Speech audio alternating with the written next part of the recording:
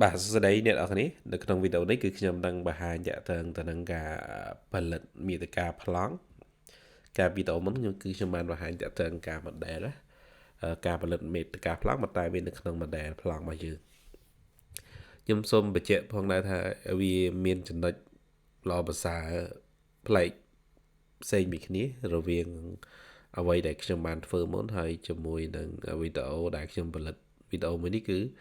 សម្រាប់អ្នកដែលប្រើប្រាស់នៅលើ layout ទេតែជាទូទៅខ្ញុំចូលចិត្តប្រើប្រាស់ model ច្រើនជាងដោយសារតែខ្ញុំជឿ refresh យូរប៉ុន្តែបើសិនជាបងប្អូនចង់ប្រើប្រាស់តាមរយៈ layout ងាយស្រួលនៅក្នុងការរៀបប្លង់អញ្ចឹងនៅក្នុងនេះខ្ញុំនឹងឧទាហរណ៍ថារបស់យើងមាន file ពីរអាច file ទី1ជា bar stick ហើយ file មួយទៀតគឺជា file structure ហើយនៅក្នុង file ទាំងពីរហ្នឹងគឺខ្ញុំនឹងដាក់វានៅក្នុងនេះខ្ញុំយកគ្រប់អញ្ចឹងនៅក្នុងនេះខ្ញុំដាក់វាថា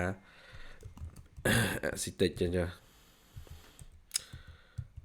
អូខេជានេះវាជា flang bar stick ហើយមួយទៀត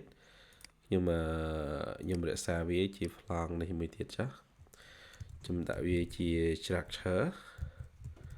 អូខេអញ្ចឹងយើងមានពីរការពិត flang តែមួយឯងប៉ុន្តែបានផ្ដាច់វាជាពីរមានន័យរបស់យើង stick ក៏មាន structure ក៏មានហើយយើងអាចមានជា flang construction ឬក៏ flang ទឹកភ្លើងអីបន្ថែមនៅក្នុងហ្នឹង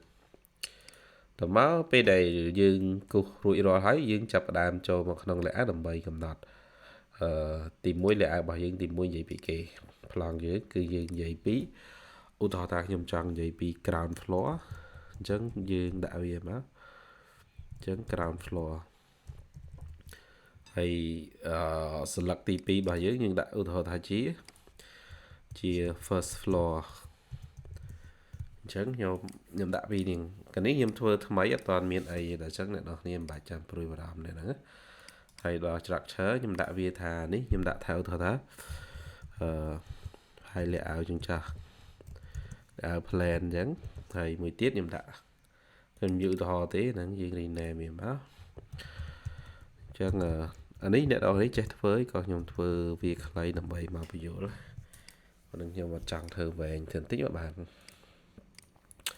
អញ្ចឹងតមកយើងធ្វើមិនដើម្បីប្រើប្រាស់នៅក្នុងseed list យើងអាចប្រើប្រាស់ seed list តាមរយៈ seed set manager seed set manager ហ្នឹងយើងឃើញនឹងមានកន្លែងមួយវាដាក់ seed set ឃើញទេអញ្ចឹងចុចលើ seed set យើងនឹងឃើញនៅក្នុងនេះ seed set អញ្ចឹង seed set មាន seed view អាហ្នឹង view របស់យើង model view ប៉ុន្តែ seed របស់យើងខ្ញុំចង់បដោតទៅលើ seed list ទេនៅក្នុងនេះយើងមាននៅក្នុងនេះខ្ញុំចង់បង្ហាញអ្នកនរគ្នានៅក្នុងនេះអ្នកនរគ្នាអាចទី1យើងអាច new ហើយទី2យើងអាចទៅ open មានន័យថា seed set manager ហ្នឹងនៅពេលដែលបងប្អូនបង្កើតវាហើយវាមាន list ហើយវារក្សា file ទុកឲ្យយើងមួយ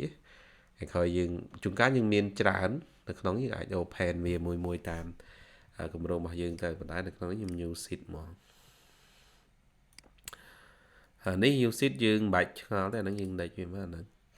វាអាច select តាក់ទងជាមួយនឹង example នៅលើ file មួយចំនួនដែលវាដាក់ឲ្យយើងអញ្ចឹងយើងអាចយក new វាតែម្ដងមកហើយខ្ញុំចុច next ចាស់នៅក្នុងនេះខ្ញុំសូមណែនាំមកចេះតាក់ទង name of new seed set ហ្នឹងអ្នកគួរតែដាក់ជាឈ្មោះគម្រោងហើយឬក៏ជាឈ្មោះក្រុមហ៊ុនរបស់យើង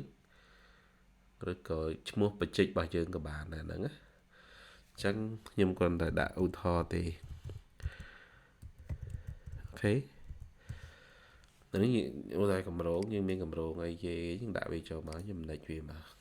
អានេះដោយសារវាប្រើហើយអញ្ចឹងខ្ញុំដាក់ថាញាក់ពាក្យថាខ្មែរទៅទេអញ្ចឹងដល់នេះក៏គាត់ទៅជានេះជាតម្រង់ style របស់វាទេអូខេបើនេះក៏វា load file វាបញ្ជាក់តែនៅណានៅណីអញ្ចឹងខ្ញុំចុច finish វាមកនៅក្នុងនេះគឺយើងបានញូវនៅគេហៅបើខ្ញុំប្រើប្រាស់នៅលើ Revit ខ្ញុំច្រើនតែវាជាផ្នែកធំបំផុតនៃមាតិកាហ្នឹងដូចជាចម្ពោះហើយមានមេរៀនហើយមានចំណុចតូចៗនៅក្នុងហ្នឹងទៀត ប៉ុន្តែលើ Revit វាធ្វើល្អជាងស្រួលតែលើ AutoCAD វាមិនដល់នេះទេក៏ខ្ញុំបង្ហាញពីរបៀបធ្វើចុះតើមកអ្នកឲ្យ new right click យក new subset ហ្នឹងគឺផ្នែកតូចនៃ asset set របស់យើងអញ្ចឹងពេលយើង new subset ទី1អ្នកឲ្យ subset ពីអីគេនេះ subset ពី aesthetic របស់យើងគឺវាមាន aesthetic យើងមាន structure អញ្ចឹងនៅក្នុងហ្នឹងខ្ញុំដាក់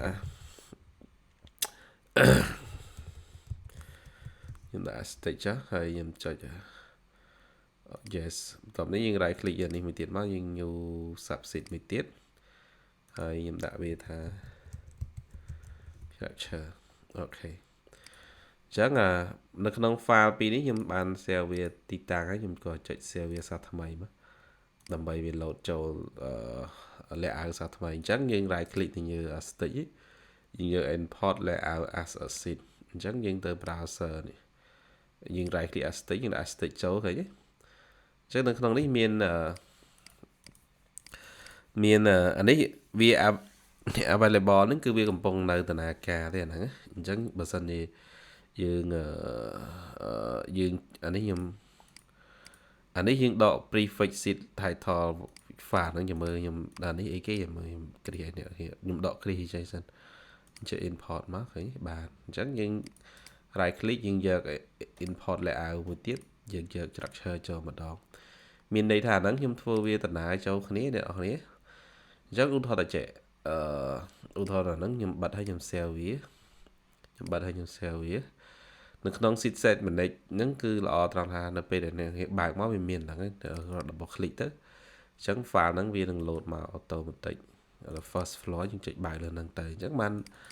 ក្រុមហ៊ុនធំៗគេចិត្តធ្វើតាមហ្នឹងវាងាយស្រួលក្នុងការ control អញ្ចឹងអ្វីដែលសំខាន់យើងត្រូវចាប់យកទិន្នន័យនេះដើម្បីធ្វើជា list មួយអញ្ចឹងយើង right click លើនេះ